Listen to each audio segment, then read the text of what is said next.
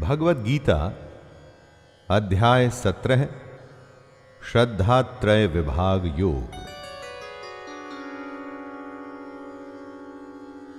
दोस्तों, जब भी धर्म संकट आए कि ये काम करूं या ना करूं, तो ऐसे समय में एकमात्र उपाय है कि शास्त्र क्या कहता है, और शास्त्र है भगवद गीता, यानी कि कृष्ण का ज्ञान। वैसे और भी शास्त्र हैं, लेकिन गीता में एक विशेष बात है, और वो ये कि कृष्ण स्वयं भी आपके साथ हैं। नमस्कार दोस्तों, मैं शैलेंद्र भारती भगवद गीता के 17वें अध्याय तक आपके साथ साथ पहुंच गया हूं, जिसका विषय है श्रद्धात्रय विभाग योग। श्रद्धा क्या होती है और उसके कितने प्रकार हैं, यही कृष्ण इस अध्याय में बता रहे हैं।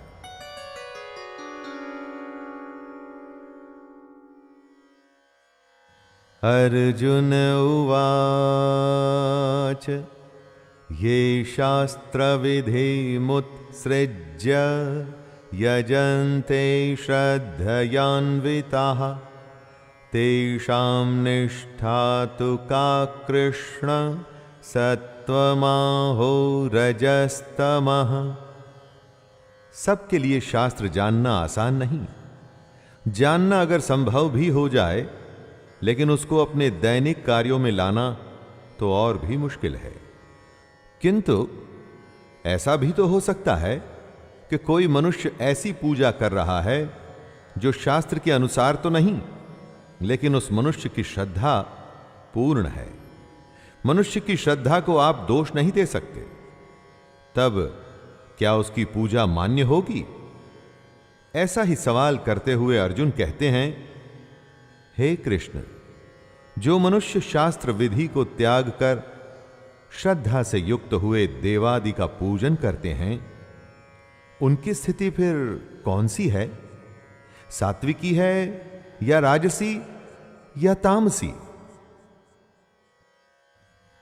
श्री भगवानुवाच त्रिविधा भवति श्रद्धा देहिनां सा स्वभावजा सात्विकी राजसी चैव तामसी चेति तां शृणु।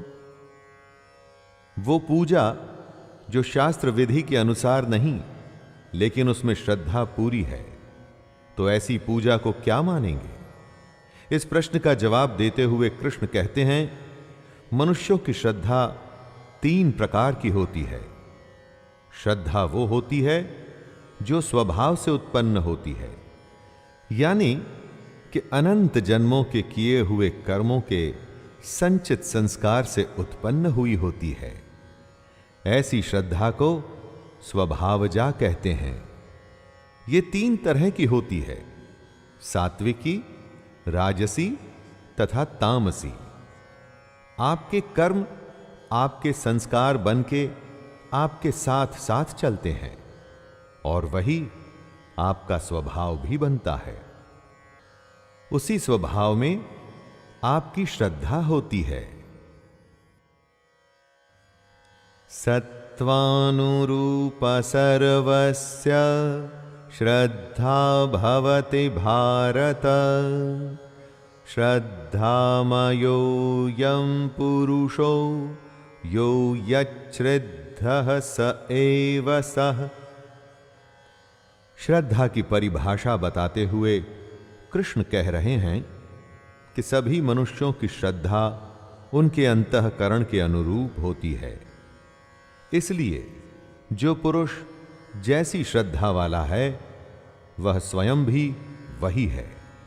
जो आप हैं वो ही आपकी श्रद्धा है, जो आपकी श्रद्धा है वो ही आप हैं। जैसी वृत्ति वैसा पुरुष। मन, चित्त, मस्तिष्क ये सब हमारे ही शरीर में है। सब में आपस में एक तारतम्य है। आपके कर्म आपके संस्कार बन करके वापस आपको बनाते हैं। इस तरह से पुरुष में श्रद्धा भी बनती है। जैसी देवी या आसुरी प्रवृत्ति होती है, जिस तरह से 3 प्रकृतियां होती हैं, उसी तरह से श्रद्धा के भी 3 रूप होते हैं। यजन्ते सात्विका देवान् यक्षरक्षांसि राजसाः प्रेतान् भूतगणांश्चान्ये जयन्ते तामसा जनाः।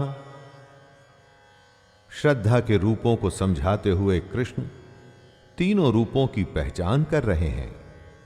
सात्विक पुरुष देवों को पूजते हैं, राजस पुरुष यक्ष और राक्षसों को, तथा अन्य जो तामस मनुष्य हैं वे प्रेत और भूत गणों को पूजते हैं। जिसका जैसा स्वभाव है, जैसी जिसकी प्रवृत्ति है, जैसी जिसकी श्रद्धा है, उसका इष्ट, उसका भगवान भी वैसा ही है। दोस्तों, आप इन 3 प्रकारों को इस तरह से सोच के देखिए। जब आप सिर्फ पैसे के लिए काम करते हुए कुछ भी अपराध करने को तैयार हो जाते हैं, तो आप किसको पूज रहे हैं? और अपने काम को कर्तव्य समझ पूरी निष्ठा और ईमानदारी से जब करते हैं, तो किसको भजते हैं? अशास्त्र विहितं घोरं तप्यन्ते ये तपो जनाः दम्भाहंकार संयुक्ताः कामराग बलान्विताः कर्षयन्तः शरीरस्थं भूतग्राममचेतसः मां चैवान्तः शरीरस्थं तान् विद्यासुरनिश्चयान्।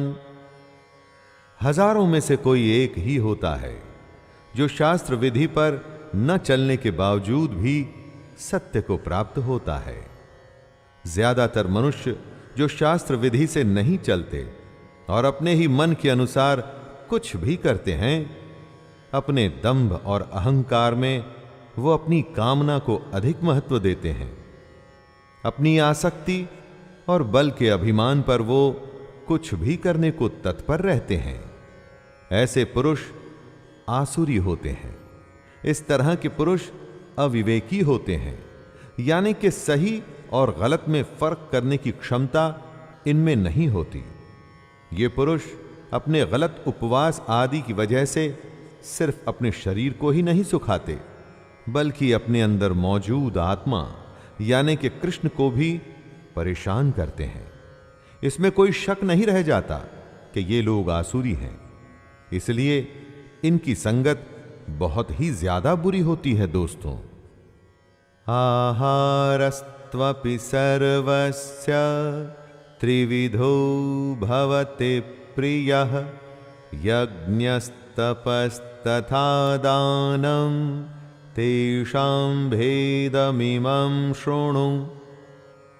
जो जैसा होता है वो ही करता है और वैसा ही भजन करता है, वैसा ही भोजन भी करता है। आप लोगों के भजन और भोजन के हिसाब से उनकी प्रकृति का पता लगा सकते हैं। भोजन, यज्ञ, तप और दान भी 3 प्रकार के होते हैं। प्रवृत्ति सात्विक, राजसिक और तामसिक होती है। उसी तरह से आपके पूजा पाठ का तरीका या अपना खाना भी 3 तरह का होता है।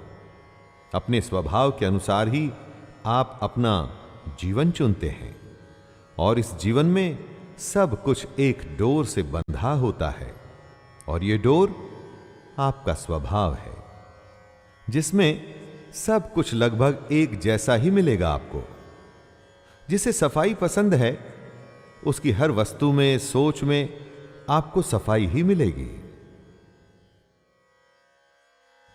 आयुः सत्व बलारोग्य सुख प्रीति विवर्धनः रस्याः स्निग्धः स्थिरार्ध्यद्या आहारः सात्विक प्रियाः। कृष्ण ने बताया कि भोजन भी प्रवृत्ति की तरह 3 तरह के होते हैं।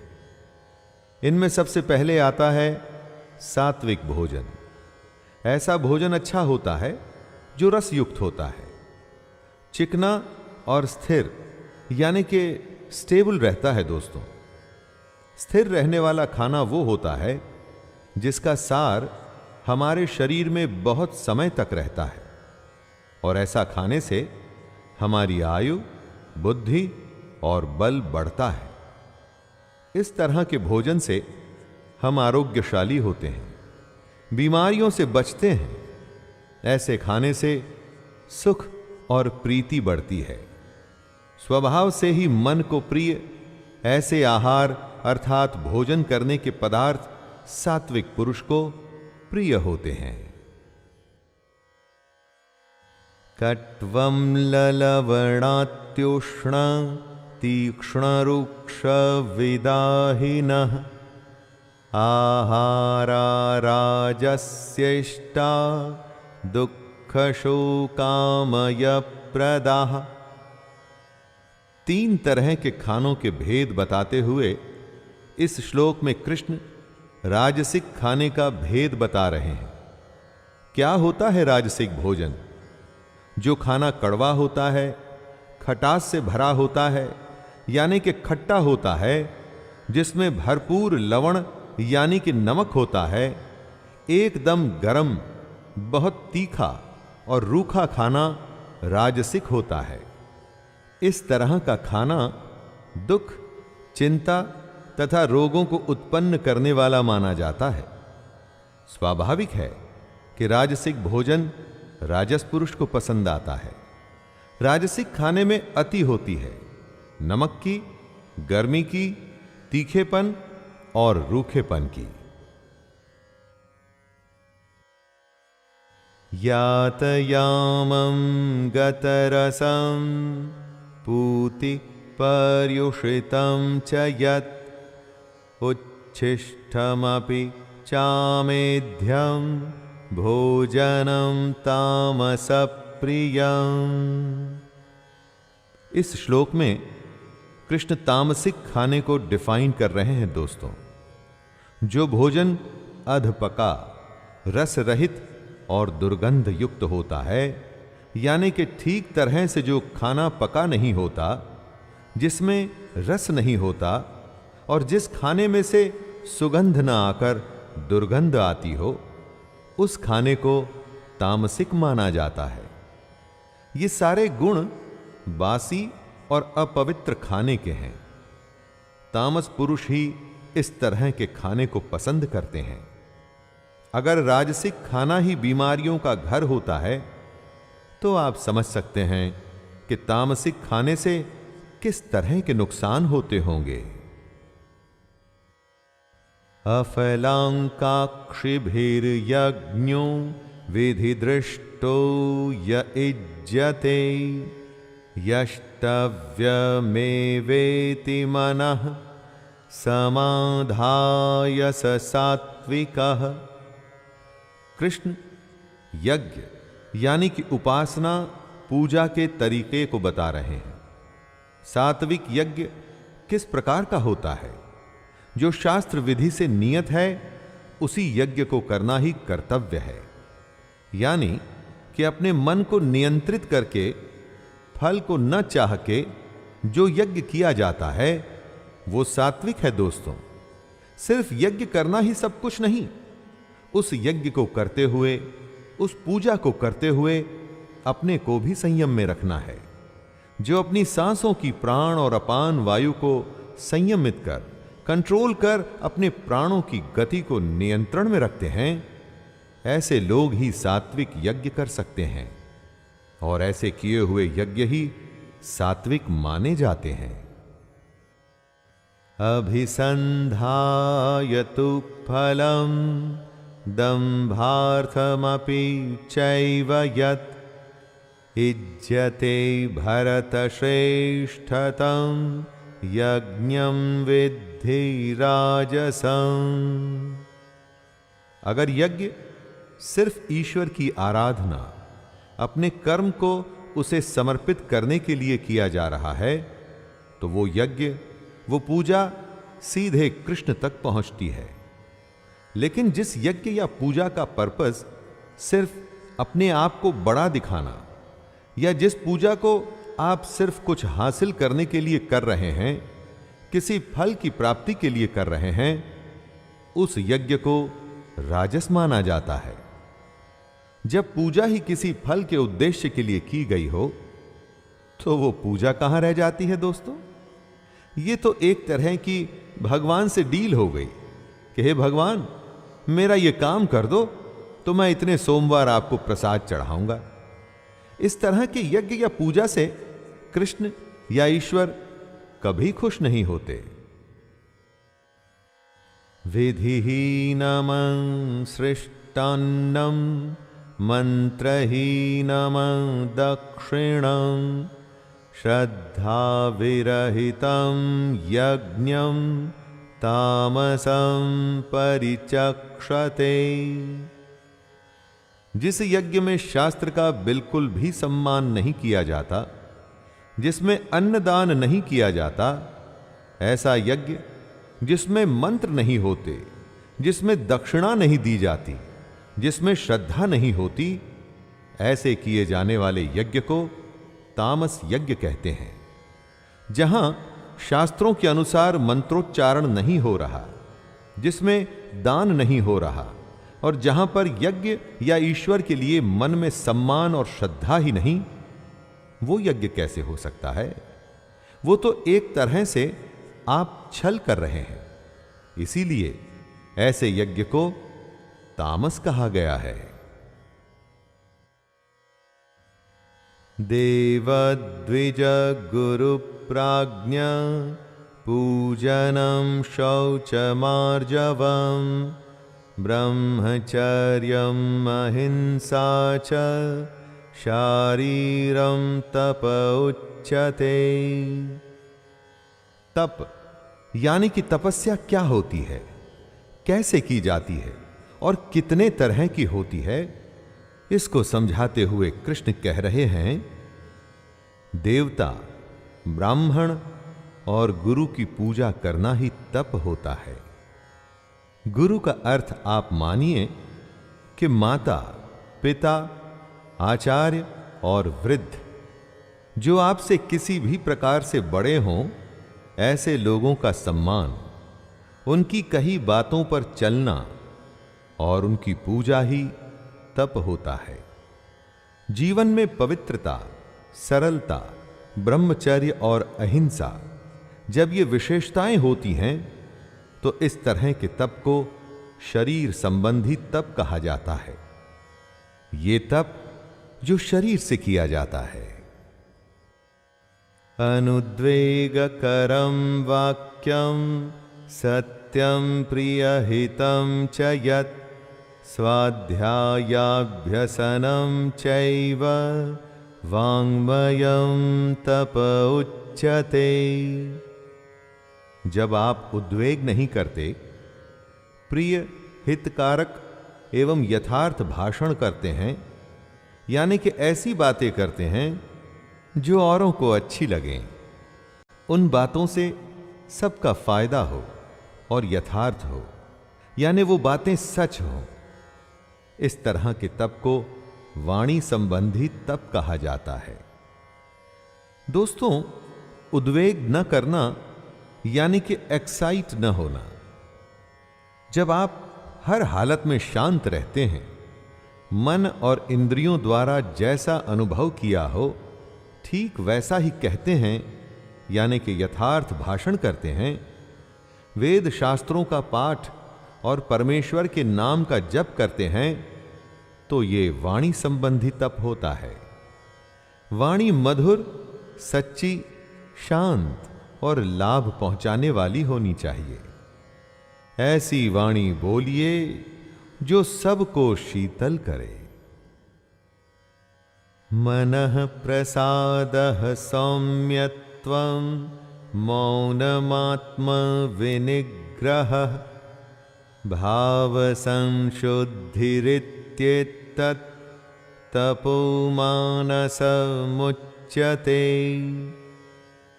तप की एक और विशेषता बताते हुए कृष्ण कहते हैं कि मन में प्रसन्नता होनी चाहिए।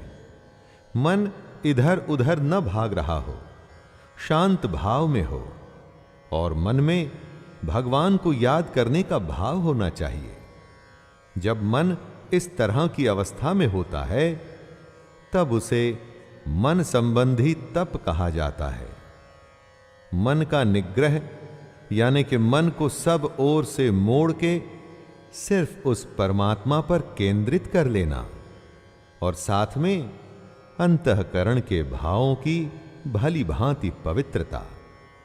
जब यह संभव होता है तो मन संबंधी तप कहलाता है, और यह तप शरीर से भी होता है, वाणी से भी होता है, और जैसा अभी कृष्ण ने बताया, मन से भी होता है। श्रद्धया परया तप्तं तपस्तत्त्रिविधं नरहि अफलाकांक्षिभिर्युक्तैः सात्विकं परिचक्षते। जब देवता, ब्राह्मण और गुरु की सच्चे मन से पूजा की जाए तो वो शरीर संबंधी तप होता है। अच्छी वाणी से सबको अच्छा लगे, सच बोला जाए और सबका भला हो, वो वाणी संबंधी तप होता है। और जब मन को नियंत्रण में ला प्रसन्नता और शांति का भाव हो तथा मन भगवान में ही लगा हो, तब उसे मन संबंधी तप कहा जाता है। फल को न चाहने वाले योगी पुरुषों द्वारा परम श्रद्धा से किए हुए इस तरह के 3 प्रकार के तप को सात्विक तप कहते हैं। जब तप किया जाए तो वो मन, वचन और शरीर से होना चाहिए, तभी तो वो सात्विक कहलाएगा।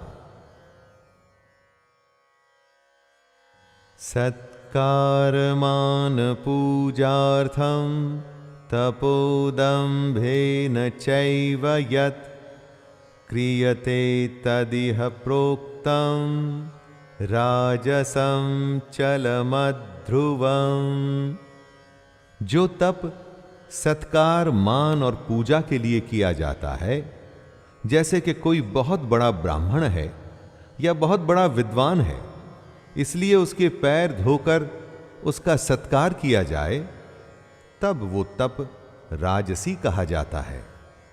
जब तप में पाखंड आ जाए, यानी कि श्रद्धा की जगह सिर्फ दिखावा करना ही इरादा हो, यह दिखाना कि कितनी बड़ी पूजा या यज्ञ किया जा रहा है, तब वो तप राजसिक कहलाया जाता है।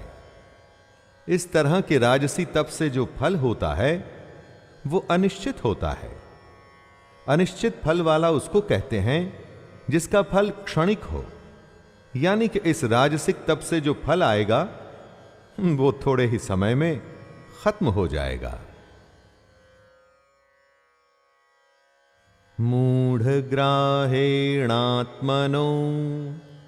यत्पीडया क्रियते तपः परस्योत्सादनार्थं वा तत्तामसमुदाहृतं। जो तप मूढ़ता पूर्वक हठ से किया जाता है वो तामसिक श्रेणी में आता है। समझदारी की जिद दृढ़ निश्चय होती है। उसी तरह से बेवकूफी में जो जिद होती है ना दोस्तों, वो ही मूढ़ता पूर्वक हठ होता है। तामसिक तप दूसरे को मन, वाणी और शरीर की पीड़ा देने के लिए किया जाता है। बुरा सोचना, बुरा कहना और दूसरे के शरीर को नुकसान पहुंचाना ही उसका पर्पज होता है। इस तप का उद्देश्य दूसरे का अनिष्ट होता है। जब दृष्टिकोण ही दूसरे को पीड़ा या दूसरे को नुकसान पहुंचाने का हो तो उससे क्या अच्छा निकलेगा। ऐसे तप को इसीलिए सबसे बुरा बताया गया है। दातव्यमिति यद्दानं दीयतेनुपकारिणे देशे काले च पात्रे च तद्दानं सात्विकं स्मृतम्। दान की परिभाषा को कृष्ण समझा रहे हैं। दान देना एक कर्तव्य है। जब जहां पर जिस वस्तु का अभाव हो उसी वस्तु द्वारा प्राणियों की सेवा करने को ही दान कहा जाता है। जिसको जिस वस्तु की जरूरत है अगर उसे वो देंगे तभी तो उसका भला होगा। भूखे, अनाथ, दुखी, रोगी, असमर्थ और भिक्षुक को अन्न, वस्त्र और औषधि दी जानी चाहिए। इरादा जरूरतमंद की जरूरत पूरा करने का होना चाहिए दोस्तों। जब ऐसा होता है तो वो दान सात्विक कहलाया जाता है। सात्विक दान करते हुए उपकार की भावना, जैसे कि मैंने इतना बड़ा काम कर दिया, ऐसा भाव नहीं होना चाहिए।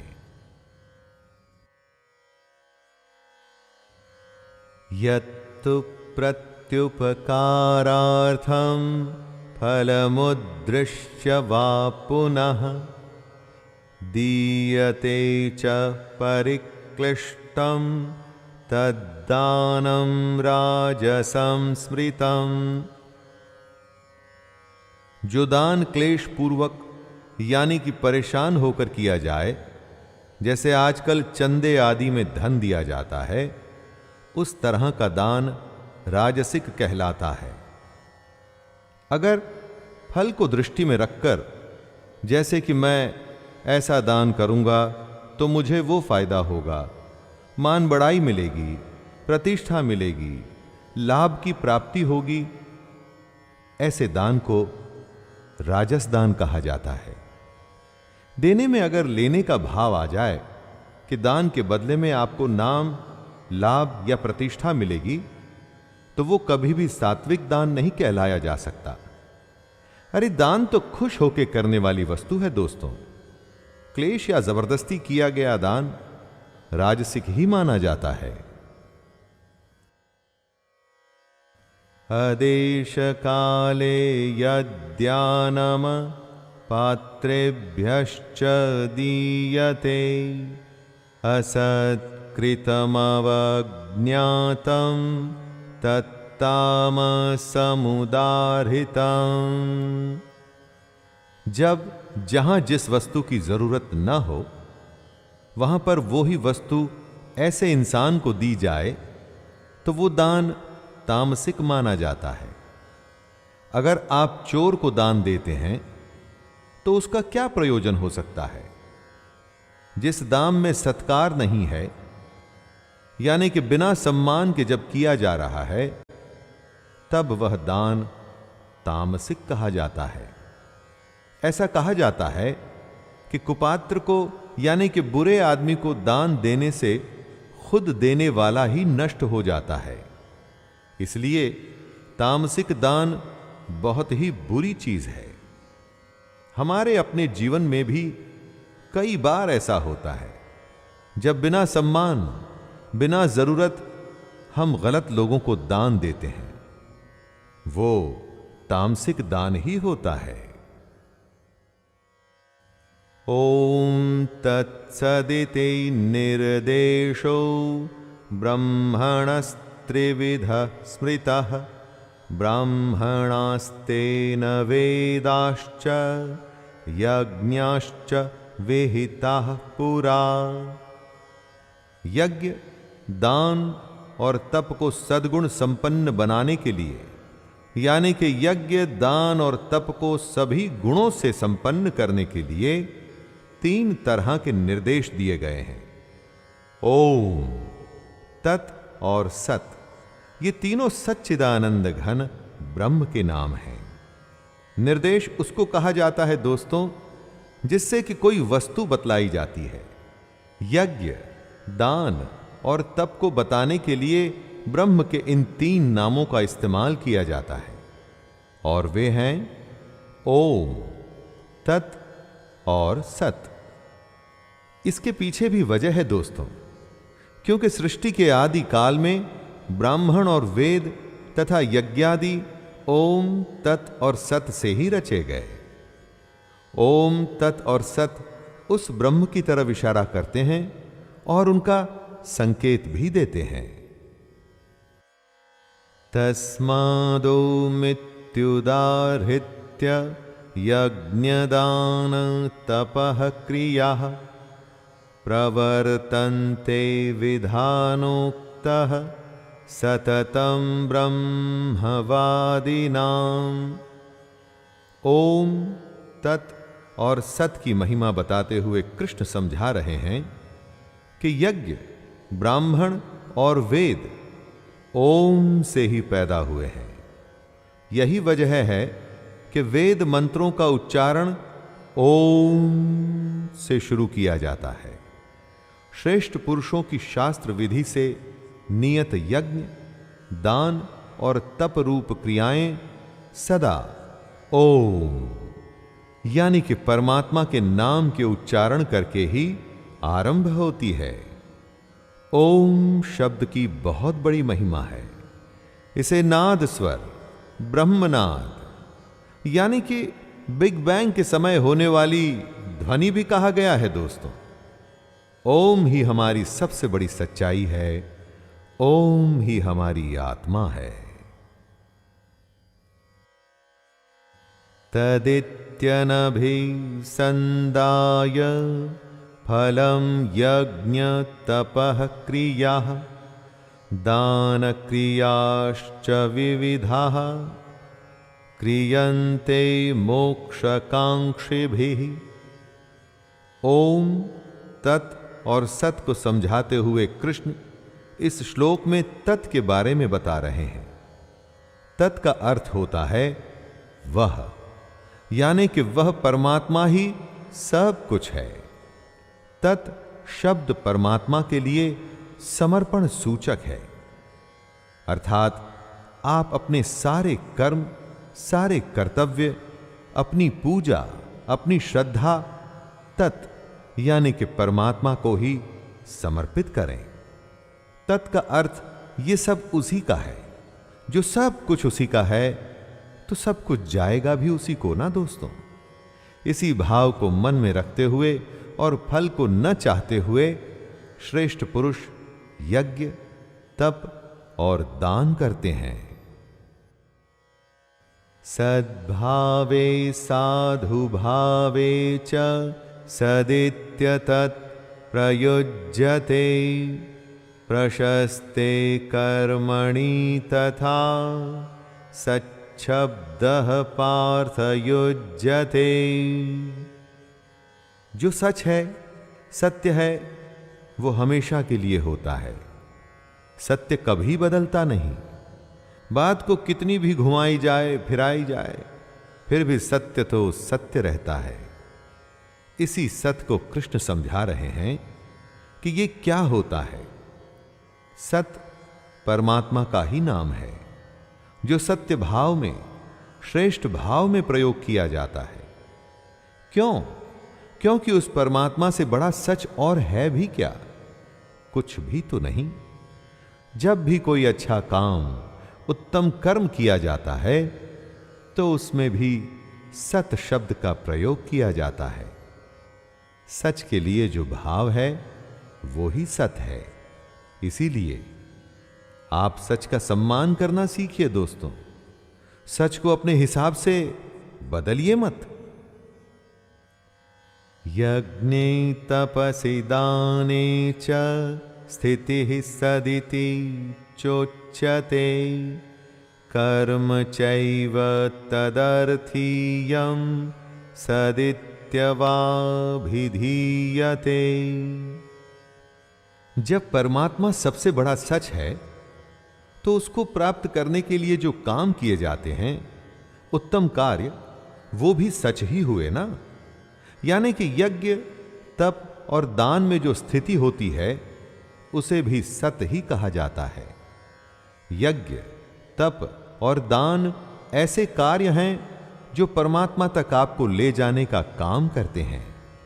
इसीलिए उनसे होने वाली स्थिति सत होती है। सच्चे मन से यज्ञ या तप या दान जब भी किया जाता है, अपने हर कर्म को उसी परमात्मा को सौंप दिया जाता है। कर्ता खुद को न मान अपने पर घमंड किए बिना जब आप परमात्मा की तरफ बढ़ते हैं तो वो सत ही कहलाता है। अश्रद्धया हुतं दत्तं तपस्तप्तं कृतं च यत् असदित्युच्यते पार्थ न च तत्प्रेत्यनो इह। जिस काम को करने में झूठ शामिल हो तो उस काम का अंत क्या सच हो सकता है?